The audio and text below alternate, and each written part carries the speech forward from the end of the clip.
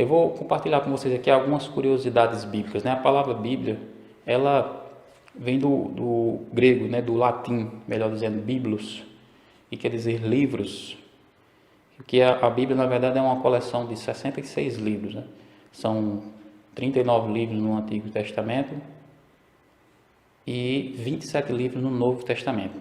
O Antigo Testamento é a parte da Bíblia que foi escrita antes de Cristo, e o Novo Testamento após de Cristo, após o ministério de Cristo, né? Após o Evangelho. A palavra Evangelho vem do grego, significa boas novas, né? É uma palavra que foi transliterada. A Bíblia demorou cerca de 1.600 anos para ser concluída, né? O primeiro que veio escrever a Bíblia, né, as primeiras páginas da Bíblia, foi Moisés. Os primeiros 5 livros da Bíblia foram escritos por Moisés. E Moisés escreveu a Bíblia quando ele estava no deserto de Midian, quando ele fugiu do Egito após ter matado um egípcio. Ele foi se refugiar lá na terra de Midian, onde Jetro deu acolhida a ele, né? Ele passou 40 anos apacentando o rebanho de Jetro, e ali nesse período no deserto ele escreveu o livro de Gênesis, e ele escreveu também o livro de Jó. Alguns estudiosos, alguns estudos afirmam que o livro de Jó tenha sido escrito por ele e tenha sido escrito até mesmo antes do livro de Gênesis, né? A história de Moisés é a história da Bíblia, né? Ele foi que escreveu os primeiros livros da Bíblia. Outros escritores da Bíblia foram Samuel, Isaías, Daniel, Malaquias, Mateus, no Novo Testamento, Lucas. Paulo escreveu diversas epístolas, né? E o último escritor da Bíblia foi João, que escreveu o livro do Apocalipse. Ao todo, cerca de 40 pessoas estiveram envolvidas nesse processo, né, de completar a Bíblia. A Bíblia também existe, na Bíblia Católica existem também outros livros que foram acrescentados. Esses livros são livros antigos, que foram escritos mais ou menos na mesma época da Bíblia, um pouco depois. E eles não foram inseridos na Bíblia por causa da canonicidade deles, da autoridade deles, né? E eles foram colocados na Bíblia por volta da Idade Média, em concílios realizados pela Igreja Católica, né? Por isso que eles não são aceitos pelo mundo evangélico hoje, né? Exatamente por causa disso, porque quando eles foram acrescentados já estava fechado a compilação total da Bíblia, né? A Bíblia ela foi escrita em 3 idiomas básicos, por o hebraico, o aramaico e o grego. Existem umas curiosidades interessantes sobre esses idiomas, né? A língua hebraica é uma língua diferente, muito diferente da língua que nós falamos aqui no Brasil, das línguas latinas, né? E é uma língua que ela é uns caracteres estranhos, e ela é escrita da direita para a esquerda. É muito interessante quando você vai estudar o hebraico, você vê que é totalmente o reverso de você estudar a Bíblia como você estuda no português, né? Você tem que ler basicamente de trás para frente. E a língua hebraica ela só tem consoantes, praticamente só tem consoantes, né? Inclusive os números hebraicos é constituído pelas consoantes, algumas consoantes do alfabeto hebraico, que ao todo tem 22 letras, não é isso? O aramaico é uma língua mais restrita, mas algumas partes da Bíblia foram escritas também em aramaico. E o grego foi escrito no Novo Testamento, né? A língua grega ela foi a antecessora das línguas latinas, né? A língua que vieram do latim. E a língua portuguesa, a língua espanhola, todas têm algumas origens na língua grega, né? O idioma grego é um idioma bastante complexo de se estudar, de se aprender. E a Bíblia, quando ela foi escrita, ela era escrita naqueles rolos, né? Em papiros, e ela nunca foi, naquela época, acho que dava muito trabalho para colocar tudo num só volume. Então ela tinha várias partes da Bíblia subdivididas. E só com o correr dos anos, por volta do ano 1100, 1200, foi que começaram a dividir a Bíblia em capítulos e versículos. Na verdade, a Bíblia ela foi o primeiro livro a ser impresso, né? E na recém-impressa criada por Gutenberg. E depois disso, então, aí veio outro estudioso e foi ali e colocou os capítulos. Depois de mais um tempo, outra pessoa teve a ideia de colocar os versículos. E hoje a gente tem todos os livros da Bíblia condensados num único volume, né? E subdividido em capítulos e em versículos. A Bíblia é o livro mais traduzido do mundo.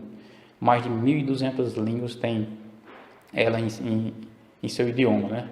Ela é o livro mais popular que existe. É interessante que A Bíblia é um livro antigo e nunca deixa de estar em evidência, né? Nunca deixa de ter um conteúdo relevante para o tempo de hoje, né? E é interessante ao estudar a Bíblia, porque na Bíblia você aprende sobre tudo, aprende sobre história, aprende sobre literatura, sobre matemática, sobre educação, sobre cultura. É interessante, algumas pessoas chegam a aprender a ler a partir da Bíblia. E você desenvolve a sua fala, você desenvolve várias áreas do saber simplesmente lendo a Bíblia. Ela é realmente uma fonte de muito conhecimento, e na Bíblia também está contida as aventuras mais fascinantes que existiram na antiguidade, né? E só mesmo você que vai estudando, eu tenho estudado ao longo desses anos e eu tenho percebido isso, e é isso que eu procuro compartilhar aqui, né? Existem algumas curiosidades sobre a Bíblia que eu gostaria que você soubesse. Veja bem, o menor versículo da Bíblia é Jó 3, verso 2. Disse Jó. Esse é o menor versículo da Bíblia. O maior versículo é Esté 8, 9. Ele tem esse monte de palavras aí. E o maior capítulo é o Salmo 119. O Salmo 119 tem 176 versículos. É interessante que ele é, na verdade, um acróstico, ou seja, ele é subdividido em 22 seções. Cada seção dele representa uma letra do alfabeto hebraico. E cada seção do Salmo 119, o Salmo 119 como um todo, é uma exaltação à lei de Deus, né? O menor capítulo da Bíblia também está no livro de Salmos, é o Salmo 117. E o menor livro da Bíblia é 2 João, que tem apenas 13 versos. Veja bem, o dilúvio, ele foi a primeira chuva que existiu. Ele não foi apenas uma chuva, né? Até aquela época não chovia sobre a terra. Até mesmo quando Noé começou a pregar que ia vir a chuva, o dilúvio, ele era considerado um lobo. E foi dessa forma que aquela chuva veio e acabou com tudo e pegou todas as pessoas de surpresa, porque nunca tinha chovido. O livro de Gênesis fala que havia uma relva, havia uma brisa que subia da terra, molhava a relva e ali regava o solo. É interessante, no livro de Samuel fala também sobre um gigante que tinha 24 dedos. Esse gigante não era aquele dedo mínimo que algumas pessoas têm, né, como deficiência, era um dedo mesmo normal. E ele tinha 5 dedos em cada mão, em cada pé, e ao todo tinha 24 dedos. Ele era descendente dos gigantes, possivelmente fosse parente de Golias. Na verdade, existe uma curiosidade sobre Golias, que quando Davi foi atacar Golias, né, ele foi enfrentar Golias, ele passou no riacho e pegou ali 5 pedras. E numa dessas pedras, ele atingiu Golias, e ali tinha sobrado outras 4. Por que sobrou outras 4? Porque Davi tinha a intenção de matar todos os gigantes que havia entre os filisteus, e ali havia cerca de 5 gigantes. E ele não conseguiu matar os outros porque eles fugiram, né? E esses outros gigantes foram mortos depois pelos homens de Davi. Está registrado na Bíblia, no livro de Samuel, né? Entre o período de Malaquias, o último livro do Antigo Testamento, e Mateus, o primeiro do Novo Testamento, decorreu-se um período de 400 anos. Esse período foi um período em que houve um silêncio profético, não houve manifestação profética, e ele foi o período em que ocorreu a chamada revolta dos Macabeus. Esse período histórico você pode estudar estudando o livro dos Macabeus. A profecia das 70 semanas, ela foi uma profecia em que Daniel anunciou o nascimento do Messias, né? O nascimento de Cristo. E ela foi uma profecia feita muitos anos antes, né? E foi exatamente esse período que decorreu antes de Malaquias, o período de Malaquias, até chegar em Daniel, que foi o período em que o povo estava voltando para Jerusalém, estava sendo reconstruído, né? E é interessante que os magos vieram e chegaram em Jerusalém e anunciaram que vinham ali visitar o Messias que tinha nascido. Todo mundo foi pego de surpresa. Eles não foram pegos de surpresa porque não sabiam, mas porque eles simplesmente tinham outras interpretações para o que a profecia dizia sobre o nascimento de Cristo, né? Mas os magos, eles estudavam por si mesmos e eles viam que realmente a profecia apontava para aquele período, né?